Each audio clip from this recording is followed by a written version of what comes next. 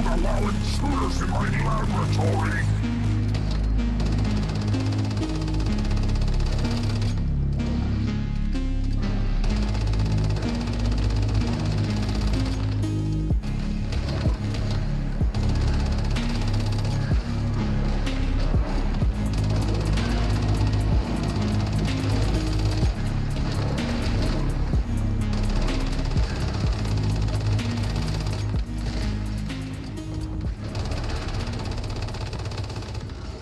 Welcome everybody, this is Mon, and in this guide we'll go over how to build the Frost AR Silent Anabasis. So let's get started right away with its weapon features. 15% chance to trigger Frost Vortex on hit. And what is Frost Vortex? Frost Vortex is a continuous AoE dot that deals damage to enemies within a 4.5 meters radius, inflicting 30% psi intensity of status/elemental damage per second for up to 4 seconds by default. Up to 2 Frost Vortexes may exist at any time. This additional damage is of Frost element, cannot crit, cannot strike weak spots, and will not decay with distance. So coming back to the next weapon features, hitting a target generates an ice crystal with a cooldown of 1.5 seconds per crystal spawn. They automatically shatter after 15 seconds, dealing 100% psi intensity to nearby targets. However, if you destroy them yourself, that'll increase the damage they deal to 350% psi intensity instead, which is where this gun will deal lots of its damage. Then lastly, Frost Elemental damage plus 30% with an additional 8% per ice crystal shattered for 15 seconds, stacking up to 3 times. So knowing this is an elemental oriented weapon, with its bread and butter being the ice crystals, let's move on to the calibration. So for the calibration, you're going to want to use rapid shot style. Aside from getting more DPS from bullets, you will also spawn Frost Vortexes quicker, since the more bullets you shoot, the faster you start spawning Frost Vortexes, and the shorter the delay between each spawn. Then for calibration substats, go for 2 elemental damage bonuses. For the accessories, I went with the stability setup, which uses the range compensator, the combat reflex sight, and the tactical combine grip. However, for the magazine, this is going to depend on how many times you can spawn ice crystals per mag. Ideally, it's at least 2, and for me, I have no magazine capacity substats, so I have to use the extended rifle mag. But if you do happen to have the magazine capacity to spawn 2 ice crystals with the light rifle mag, then you should use that instead. Before I move on to the key gear and everything else, if you've been enjoying my guides or wish to see more of them, don't hesitate to subscribe to my channel and drop a like for this video. And also, hit me up in the comments for the next gun guide you'd like to see. But for now, moving on to the key gear, you're going to want to use the snow camo gloves. So when an ice crystal shatters, 4 additional ice missiles will launch at nearby enemies, dealing status damage equal to 50% psi intensity to targets hit. And so these gloves are obviously made for the Anabasis, since, well, the Anabasis spawns crystals. And what do these gloves do? Well, these gloves provide additional damage when the ice crystals are shattered. And to add on to that, they've received a buff since their release, and it also seems like the ice missiles targeting has been fixed. And also there have been mod changes that buff these gloves as well. Moving on to the gear sets, if you're in a Way of Winter server, then you're going to want to run 4-piece Blackstone, crafted with either hot rock ore or cold crystal ore. As for the 1-piece, you can choose between Renegade or Bastille, though do use the one that has the most amount of stars so you can have as much psi intensity possible. Now if you're not in a Way of Winter server and you want to maximize your damage, you're going to want to use 3-piece Treacherous Tides to make use of the 50% status damage bonus that it can give. So here, if I show it, I'm at around this much sanity decrease, and if I check out my stat sheet, I have already reached the maximum amount of weapon and status damage bonus givable by the 3-piece Treacherous Tides effect. So 50% weapon and 50% status. And if you want to decrease your sanity, you can easily do it by eating either spoiled food, which reduces your sanity by 200 points, or oranges, which decreases your sanity by 100. Though if you do use spoiled food, you're going to have to use antibiotic to heal up the gastric effect debuff.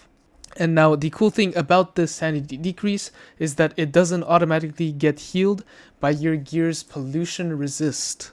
And then for the 2-piece, you're either going to want to use 2-piece Shelter for the permanent 8% elemental damage bonus, or the 2-piece Blackstone effect, or 2-piece Blackstone for up to 10% elemental damage bonus. Now, if you don't care too much about maximizing your damage to the point of keeping low sanity levels, then you can just use 3-piece Shelter for 28% elemental damage, and use either 2-piece Treacherous to get extra 12% weapon and status damage bonus, or 2-piece Savior for 10% instead. For the Cradle buffs, these are the Cradle you want to equip if you're in a lunar server. You're going to want to run Anti-Void for the Assault Rifle damage, Tactical Combo for the weapon damage bonus, Status Enhancement for the status damage bonus, Deviant Energy Defense for its survivability, Chaotic Thoughts for the damage reduction and damage bonus. Now here, I know it says damage reduction against deviants and damage against deviants. However, if I equip it and I check out my stat sheet, you'll see that it's actually, the 10% is actually applied to like any type of enemy here, and as well as for the damage reduction. Then you're going to want Elemental Sense for the elemental damage bonus, Extreme Freezing for the Frost Vortex damage bonus, and lastly Marked Strike for the weak spot damage bonus. Now if you still struggle with survivability, assuming you're using 3-piece Treacherous Tides, then feel free to swap out either Marked Strike or Tactical Combo for Resilience, which will give you 30% damage reduction. And here is the same thing that happens with Chaotic Thoughts. It says that it's only, well, reduction against deviants, but its damage reduction actually applies to any type of enemy as well. So if I just equip it and I check out my stat sheet, you can see that here it's 40%, so the 10% from Chaotic Thoughts plus the 30% from Resilience. For your secondary weapons, you have the choice between Bingo and Wildfire. So pretty much if the boss has weak spots, then you should use Bingo to take advantage of the 45% weak spot damage bonus that it can give up to, and for the attack buff, which will buff your normal bullets damage. And if the boss doesn't have any weak spots, then you should use a Wildfire to give you 25% weapon damage bonus.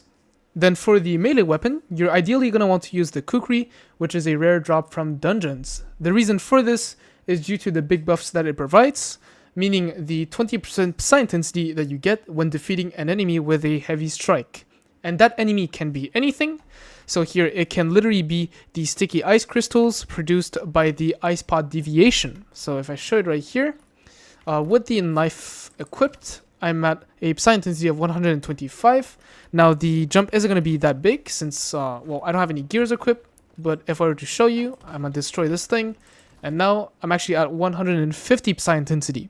Of course, the more psi intensity you have with all of the gears, the more psi intensity you'll get. For the food buffs, starting with the food slot, you're going to want to eat Mixed Right Hot Dog to gain bonus damage against marked targets. Now, as a weaker alternative, and if you're bossing, you could eat bone and deviated sausage for a bit less percentage buff.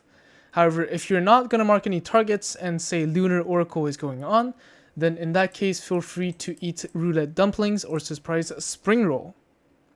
Then for the drink slot, if you want to deal more damage, you should drink the whimsical drink for the status damage bonus, and if not, then feel free to pick any movement drink of your choice. Now moving on to the suffix and substats priority, starting with the gun and mask, you're going to want to use a keyword suffix, here being Frost Vortex. And for the link substat, try to get frost damage bonus, and then for general substats, go for 2 damage bonuses against X type, with the rolls going into the type of enemy you want to have the bonuses for. Then for the helmet and top, try to get lunar suffix with elemental, status, and X type being your wanted rolls. Now, if you're worried about not being able to benefit from the most amount of bonuses, since here it says the lower your HP, the higher your damage, blah blah blah, you actually benefit a lot of percent from the substats buffs, even if you're not at 1% HP. So here are examples of how much buffs you're actually getting depending on your HP. And as you can see, it's really easy to get a lot of value even when you're not low. Then for everything else, you're going to want to go with talent suffix, with link substats being status damage bonus, and then for general substats, go for 2 damage bonuses against X type. And if you're lucky, you could have one X-type substat replaced with either reload speed or magazine capacity. Moving on to the mods, starting with the gun, you're going to want to use Vortex Multiplier, so max number of Frost Vortex plus 1 and Frost Vortex damage plus 10%. This is the most amount of damage boost you can get, so you shouldn't really use Frosty Blessings, which is just a heal option, and it also goes against Lunar Suffix mods. Then for Cryo Blast, it's more for crowd control since its 4% vulnerability doesn't provide more damage than Vortex Multiplier, and its movement speed, well, it's the crowd control part. As for Shattering Ice, when an enemy at the center of the Frost Vortex is defeated, deal 50% psi intensity ice damage to enemies within 1 meters once. Now you wouldn't really want to run that mod either, since usually the normal enemies die easily already without that effect, and then if you're shooting at the boss, it's usually unlikely to kill an enemy that's within the boss radius, and also the 50% psi intensity damage radius is just way too small. Then for the helmet, you're going to want to run Deviation Expert to give you 20% status damage bonus and 10% fire rate, which are both really good for this weapon. The range decrease isn't really important since it only affects your bullet's damage, and most of your damage will come from ice crystals and frost vortexes anyway. Moving on to the mask, you're going to want to run Frost Construct because it buffs your ice missiles and ice crystals, which is where this gun gets most of its damage. Now if you run the Jelly Deviation, it'll also buff your ice spikes. You don't really want to run the other mod, which would be Obliteration, because the gun doesn't get most of its damage from frost vortexes, but rather from the ice crystals. So this mod is more made for the Abyss Glance. Then for the gloves, you have two options. You can go with either Elemental Overload or Status Enhancement, whichever that balances your elemental to status ratio best, with good substats in it as well. Then for the boots, you have two options. You've got Rush Hour and you have Covered Advance. Now if you're going to sit under 50% HP consistently, then you'd want to run Rush Hour since it gives 4% weapon and status damage bonus per 10% HP lost up to 36%. And if not, then run Covered Advance since it's a very easy 20% buff that lasts a long time with only a small downtime.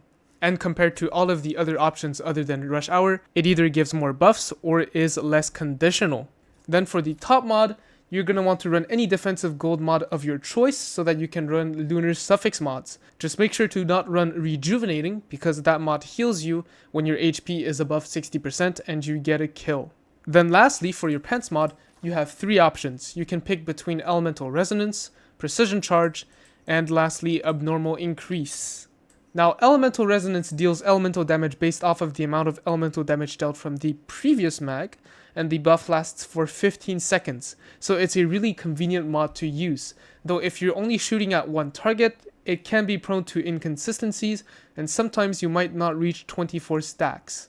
Now for an alternate version of that mod, you could pick Precision Charge, which is essentially the same thing. They both give 24% elemental damage bonus.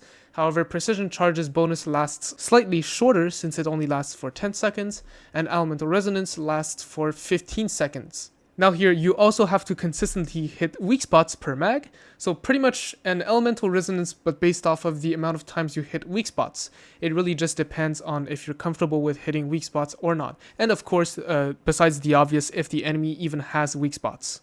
Then lastly, you have Abnormal Increase.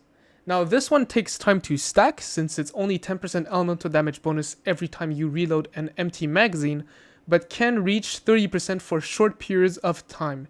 So I'd only really use this one if fights are going to last for a long time.